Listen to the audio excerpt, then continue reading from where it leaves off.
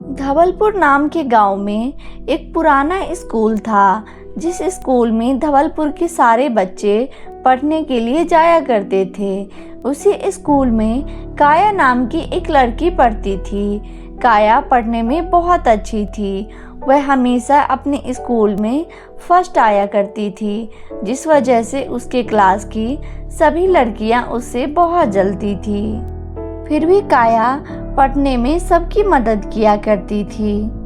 ऐसे ही समय बीत रहा था। एक दिन टीचर ने कहा, बच्चों, पिछले एग्जाम में एक काया को छोड़कर तुम सबके मार्क्स बहुत खराब आए हैं। अगर ऐसे ही चलता रहा तो मजबूरन मुझे तुम सभी को स्कूल से निकालना होगा। और काया बेटा, तुम्हारा पिछले एग्जाम में बहुत अच्छा मार्क्स आया था। तुम ऐसे ही मेहनत करती रहो और इन लड़कियों के साथ मत रहा करो।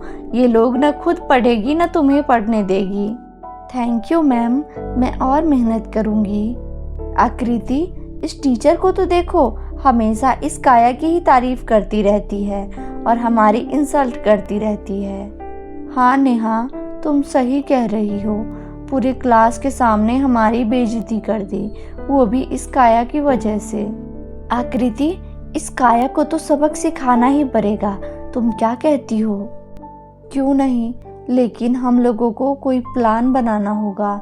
इसे अपने साथ चलने के लिए मनाना होगा। वो सब तुम मुझ पर छोड़ दो। छुट्टी होते ही काया क्लास से जाने लगती है। काया, तुम पढ़ने में कितनी अच्छी हो। टीचर भी तुम्हारी कितनी तारीफ करती रहती है और हमारे मार्क्स तो हमेशा बहुत खराब आते हैं। क्या तुम हम लोगों को थोड़ी देर पढ़ा दोगी? हाँ नेहा, क्यों नहीं, लेकिन अब तो स्कूल की छुट्टी हो गई, फिर मैं तुम लोगों को कहाँ पढ़ाऊँगी? काया, बगल में ही मेरे जान पहचान का एक पुराना घर है और वहाँ कोई रहता भी नहीं है। हम वहीं पर बैठकर पढ़ाई कर सकते हैं। वहाँ हमें कोई डिस्टर्ब नहीं होगा। ठीक है, चलो। काया आकृति और नेहा के साथ उस पुराने घर की तरफ चल देती है। काया वहाँ पहुंचकर जैसे ही बुक निकालती है, नेहा और आकृति उसे डराने लगती है। बेवकूफ लड़की, तुझे क्या लगा हम लोग तुझसे यहाँ पढ़ने आए हैं? नेहा, तुम मुझे ये चाकू क्यों दिखा रही हो? प्लीज इसे हटाओ, मुझे इससे बहुत डर लग रहा है। और मैंने किया क्या है? मैं तो तुम लोगों के कहने पर तुम्हारी मदद करने आई थी। लेकिन हमें तुम्हारी कोई मदद नहीं चाहिए। तू कान खोल के सुन ले। तू जितनी जल्दी हो सके ये स्कूल छोड़कर कहीं दूसरे स्कूल में चली जा। तेरी वजह से टीचर हमेशा हम लोगों की क्लास में इंसल्ट करती रहती है और तुम्हारी तारीफ करती है। नेहा, मैं पढ़ने में बहुत मेहनत करती हूँ, इसलिए मेरे मार्क्स अच्छे आते हैं और टीचर मेरी तारीफ करती है। और तुम लोग पढ़ाई नहीं करती हो, इसलिए वो तुम्हें डांटती है। इसमें मेरी क्या गलती है? प्लीज़ मुझे यहाँ से जाने दो। मुझे तुम लोगों से बहुत डर लग रहा है। हम तुम्हें कोई बेवकूफ़ दिखते हैं क्या जो हम तुम्हें छोड़ देंगे?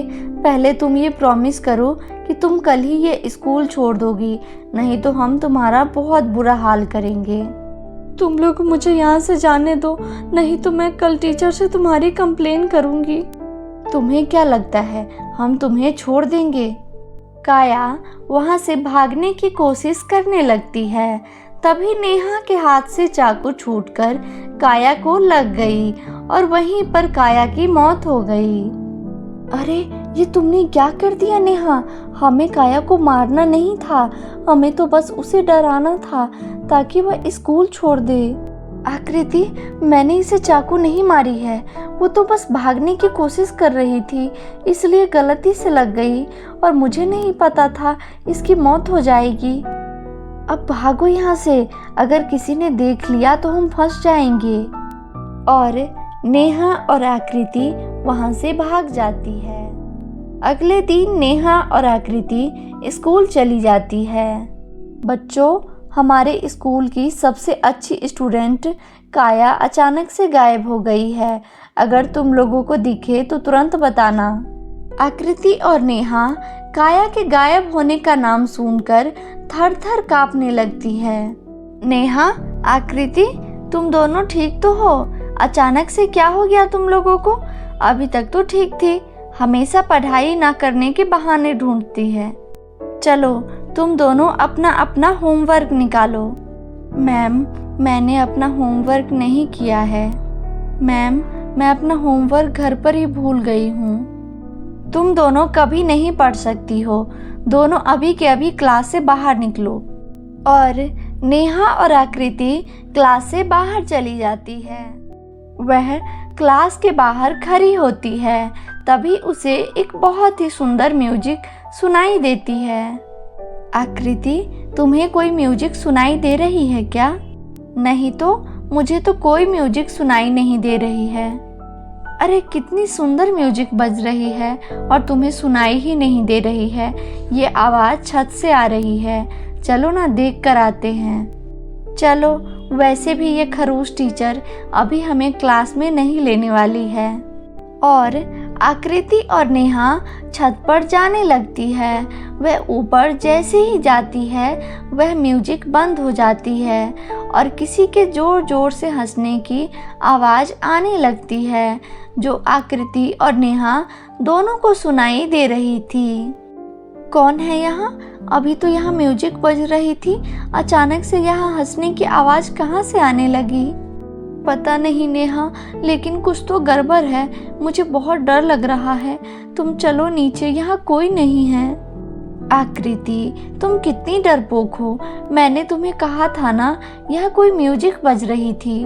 तुम डरो मत। तभी नेहा ऊपर की ओर देखती है और जोर जोर से चिल्लाने लगती है।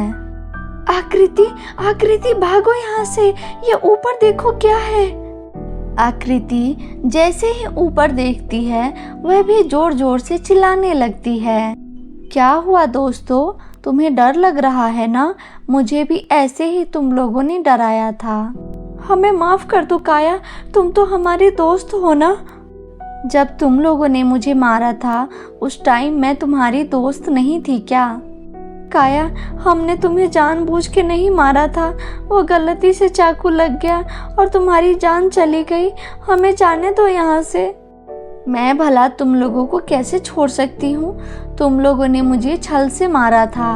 अगर मैंने तुम लोगों को आज मौत की नींद नहीं सुलाई तो मेरी आत्मा को कभी शांति नहीं मिलेगी। ये तुम कैसी बातें कर रही हो काया? हम तुम्हें अपने दोस्त मानते थे, तुम हमें नहीं मार सकती हो। प्लीज हमें जाने दो।